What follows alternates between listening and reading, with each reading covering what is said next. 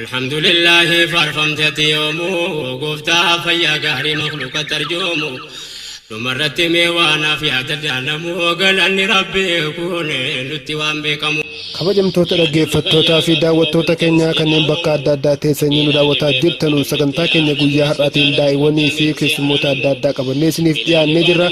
Isaan keessaa jalqaba irratti Ustaaz Raayyaan sagantaa keenya nuuf jalqabu ta'ee Ustaaz sagantaa keenya awwala maaliin jalqabama laata? Awwala maqaa rabbiitiin jalqabama Muhammad ergamaa jechuutti taanfama. Ummata kallattii adda addaa irraa isin daawwataa jiruun salaamtaa jettanii gara waltajjiitti akka nuuf affeertanu kabajaan isin gaafanneerra Ustaaz. والسلام عليكم ورحمة الله وبركاته نراجع وبدها ميكلين سمرا نراكي بلدا ميكا أستاذ jalqaba irratti raaya jechuun nama akkamiiti laata? rakkinni dhuunfaa huma sanajjabu diini isaa waatuina lamu fayyaan qabu. Maaliif akkas ta'e laata Ustaaz? jiruuti kan qabu diiniin tuqamnaani nu badhaafte diini rahmata keetiini. Hayyeeka baarakallahu fiikum jazaakumullahu khairan isin jennee jirra. Jaalalli isin nabiyyi keenyaaf qabdan maal fakkaata laata? lubbuun koo haaliin koo fi daasaani hataatu. Lubbuu fi haaliin koo jettanii Ustaaz? wallahi kasuma fudhu qalbiidhaani nu badhaafte diini rahmata keetiini. Yemmuu akkas jettanu kana qalbii irraa isin ka'amoo jecha afaaniiti laata? jecha afaanii miti rabbiin koo argaadha haajaan koo kanumaa achi tarkaanfadha.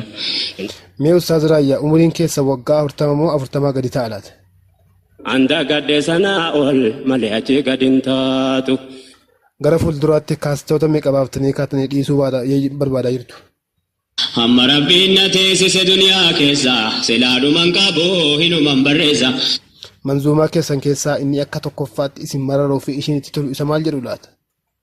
لك الحمد ربي أرجو مكيتيني نبدافت دي رحمتك كيتيني. kan isin akka lammaffaatti ilaaltanuu fi akka lammaffaatti yaallatanu maal jedha kaastiin? نوفك ربي الحمد لله الحمد لله فنعم المولى seenaa keessatti guyyoota 63 mana hidhaa keessa turtanii jedhamee wanni haasa'amu tokko jira.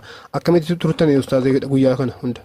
guyyaa 63 kana dukkana keessatti hidhamuun nan dinqineen nammiine kunis waan sidhibumu isan kophaa hidhame tira namiidha. yoo dirree kanatti siidhanis kophaa hidhamtee tasaanaanaati maraatu ofiin hinaasa'a kitaaba hin dubbisu lafti dukkana hin argadhu lafti dukkana ofiin hinaasa'a dukkana keessa taa'e guyyaa 63 ofiin hinaasa'e maraatuu ta'uu malee wanni naaf hin jiru. Reporterri keenya Sheek Abdoosh Aliyyiin toora irra seenanii jiru naan jechaa jiru. Teeknishaanonni keenya kabajamtoota dhaggeeffattootaa fi daawwattoota keenya dhibee koronaa ilaalchisee waan maaltu akka jiru nuuf dubbatu isaan nu hordofaa. Awurooppaan jajjabduun jettu ana takkalleen sodaasaa gadi baatu mana xiqqaa guddaan sodaa mana fincaana. Tole Ustaaz waa'een dhukkuba kanaa gama diiniitiin maal jedhama laata gara keessanitti hime? gariidhaaf qixaataa gariif rahmataa. namni islaamaa akkam ta'a laata kana keessatti? karaa lachuutitti wahumatti hirkataa aduu shahiideedhaa gaattiin seena jannataa. Galaalchaa keenya Sheek Abdoosh Aliyyii harat irraa ulfaadhaa galatoomaa isiniin jechaa gara Ustaaz Raayyaatti deebinee jirra. Bakka muhaadaraa yemmuu adeemtanuu ummanni isin arguuf jecha wal caccabsaa wal sukkuumaa jira. Ummanni kun maal isin se'ee laata Ustaaz? Namuma faayidaa wayii qabu nasee ana toof beeka kan ta'e faayidaa. Hawaasa isin dhaggeeffataa jirutti wanti dhammattu nu jira gara xumuraatti Ustaaz.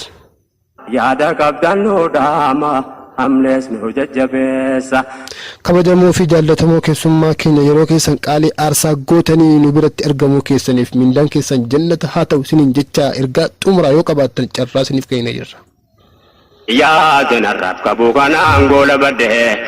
obboleewwan goote salaamtaadhaan made assalaamu alaykum warahmatullahi wabarakatuhu ahli shahadatayni amanna ya rabbi rahmata keetini.